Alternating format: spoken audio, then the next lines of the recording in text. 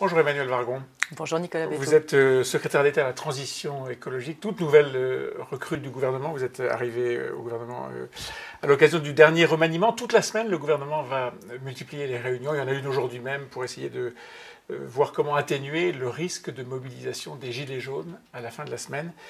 Cette mobilisation vous inquiète ?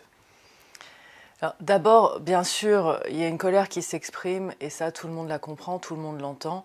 Moi, j'ai aussi l'impression que cette colère, c'est la cristallisation de beaucoup de choses et peut-être parce que la voiture et le carburant, c'est d'une certaine manière un symbole d'autonomie, de liberté qui est très important. Il ne fallait peut-être pas toucher comme ça ?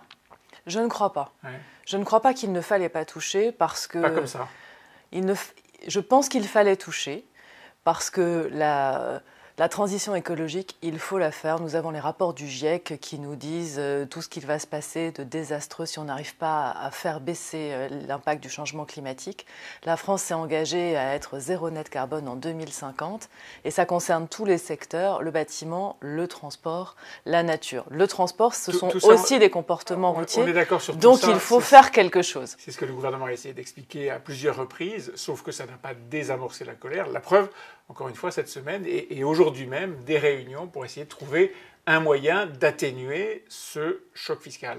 Alors, ce dont on parle, c'est 4 centimes par litre d'essence, 7 centimes par litre de diesel. Et 7 centimes à nouveau en janvier prochain. Et une nouvelle augmentation prévue en janvier.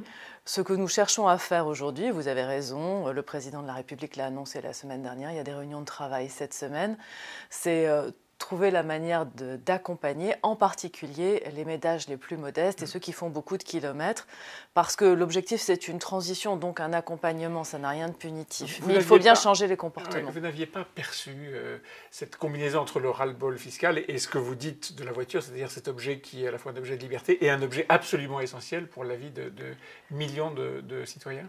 En fait, la question, c'est comment changer. C'est une question difficile. Oui, toutes les grandes politiques publiques sont des politiques de changement. Mais encore une fois, la politique, c'est aussi arriver à faire passer le changement autrement que de façon désagréable. Et là, vous voyez bien que la mobilisation montre que cet aspect-là de la chose n'est pas réussi. En fait, quand on regarde les efforts que fait le gouvernement, il y a des efforts sur le pouvoir d'achat avec la prime d'activité, avec la baisse de la taxe d'habitation. Ce qu'on n'a peut-être pas complètement perçu, c'est le côté très symbolique qui s'attache à l'augmentation du prix de l'essence et du diesel, même si quand on regarde sur longue période, en réalité, les prix sont finalement comparables à plein d'autres moments. Et parce que les voitures ont fait des progrès, on roule plus aujourd'hui avec le même argent ou avec une heure de SMIC, par exemple, que dans les années 70. Dans les années 70, on faisait 30 km avec une heure de SMIC. Aujourd'hui, on en fait 130. Mais on n'a probablement pas perçu le besoin d'accompagnement, en particulier de catégories particulières. Erreur politique. Nos concitoyens les plus modestes et ceux qui roulent le plus. Je ne sais pas si c'est comme ça qu'il faut le poser, puisque on est en train de travailler à des mesures complémentaires. Donc, quand le gouvernement écoute, on dit c'est une erreur. Quand il n'écoute pas, on dit il est autiste. Donc là, on écoute. Oui. En tout cas, plusieurs partis politiques s'associent sans forcément y aller officiellement à ce qui va se passer le 17 novembre, c'est-à-dire probablement les centaines de blocages de routes.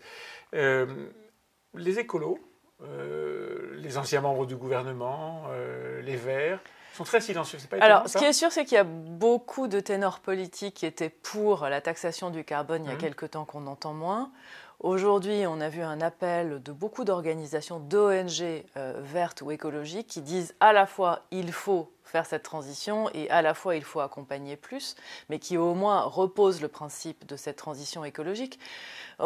Chaque semaine arrive avec son lot de catastrophes. Ce week-end, c'était la Californie qui brûle, etc.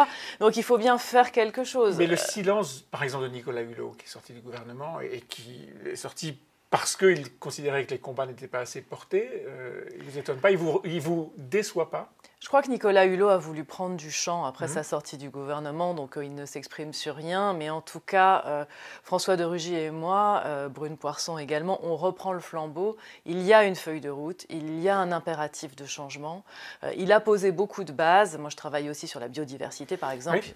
Il a lancé un grand plan biodiversité. Donc je pense que notre responsabilité, c'est d'y aller. Il faut être à la fois courageux, parce qu'il faut expliquer, et à la fois écouter, parce que peut-être que les réglages ne sont pas tout à fait les bons et c'est là-dessus qu'on travaille. Dans l'univers de l'écologie, de la défense de la nature, il y en a une en tout cas qui s'exprime et qui n'est pas tendre avec le gouvernement, c'est Ségolène Royal.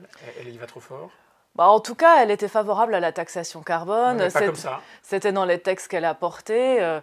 Enfin, le côté je suis d'accord en général et je suis jamais d'accord en particulier, ça marche pas. À un moment, il faut que ces mesures, elles s'incarnent quelque part. La transition écologique, c'est changer. Ça veut dire que les citoyens doivent changer, les entreprises aussi. Ouais. C'est inutile ou en tout cas, encore une fois, parfois c'est simplement de céder à la facilité et nous ne souhaitons pas céder à la facilité. C'est de la politique politicienne. En tout cas, c'est de la politique qui dit... qui ne prend pas vraiment en considération les conséquences. Et donc ça, voilà, nous, on essaye de faire différemment. En tout cas, vous regrettez la position de Ségolène Royal? En tout cas, je considère que cette position n'est pas cohérente avec l'objectif que nous avons tous, qui est d'essayer de lutter contre le changement climatique avant qu'il soit trop tard.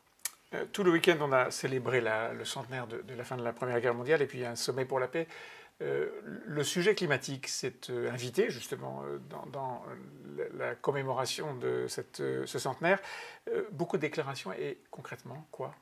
Le président l'a cité dans son discours, parce que la paix, c'est aussi la possibilité de vivre ensemble de façon harmonieuse sur la planète. Et le changement climatique va aussi être une cause, c'est déjà une cause de migration, de tensions, de conflits. Mais concrètement le sommet pour la paix, le forum qui a lieu hier et aujourd'hui, travaille par exemple sur la finance verte.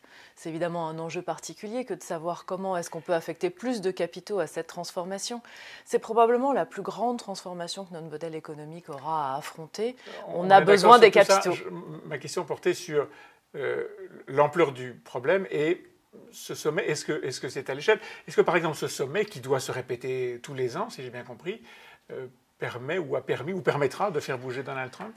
Je pense qu'il y a de plus en plus de grands moments de rencontres internationales. Il y a les COP sur le climat. La semaine prochaine, enfin dans 2 jours, je pars en Égypte pour la COP biodiversité qui va relancer un processus avec un grand plan qui sera adopté en Chine en 2020. Maintenant, le Forum pour la paix. Cet agenda de la transition écologique, il s'est invité dans l'agenda diplomatique, ça n'était pas le cas avant. Après, ça va à la vitesse de la diplomatie. Est-ce que ça suffira à faire changer Donald Trump? Je ne sais pas. C'est faire du mauvais esprit de vous demander le bilan carbone de ce sommet? Ce sommet, il est à Paris, les chefs d'État sont venus. 70 chefs d'État, beaucoup de consommation justement de CO2. Probablement, après la diplomatie, ça consiste à se réunir dans différents endroits du monde. À mon avis, l'impact global, si on arrive à mettre ça en haut de l'agenda, reste positif. Il est positif. Il fait un temps épouvantable à Paris et ailleurs depuis... quelques jours. On n'est pas encore responsable de la météo. Non. Vous n'êtes pas... je ne fais pas comme François Hollande, vous accusez de la pluie tout le temps. Simplement, la sécheresse est un problème lourd en France. Est-ce que au moins ce qui se passe depuis quelques jours sur le plan météo contribue à régler le problème?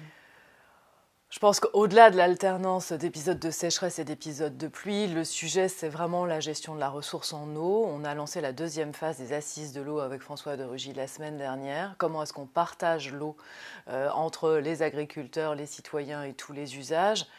Le dérèglement climatique fait qu'on a une somme, enfin Jean Jouzel était là, il a fait l'introduction de cette 2e phase en disant que malheureusement on allait voir de plus en plus de phénomènes d'inondation, de surpluie d'un côté, de sécheresse de l'autre. Aujourd'hui, est-ce qu'on a un sujet en France sur la sécheresse? On a moins un sujet sur la sécheresse depuis quelques jours, mais oui, on a 70 départements, je crois, qui ont déposé des arrêtés, enfin des demandes de reconnaissance d'arrêtés de catastrophes naturelles pour la sécheresse. Donc on va avoir chroniquement une alternance d'épisodes très difficiles avec beaucoup trop d'eau et de sécheresse. Je retourne dans l'Aude cette semaine pour voir où on en est après les inondations catastrophiques. Oui. Pour vérifier qu'on met bien en place toutes les mesures qui ont été annoncées. On va vivre de plus en plus cette alternance d'épisodes. Et c'est bien pour ça qu'il faut travailler à la fois sur les conséquences, mais surtout sur les causes, sinon on n'y arrivera jamais. On n'y arrivera jamais. Sinon, on n'y arrivera jamais. Sinon, on n'y arrivera jamais. Il ne faut pas être défaitiste. Merci Emmanuelle Wargon. Merci à vous.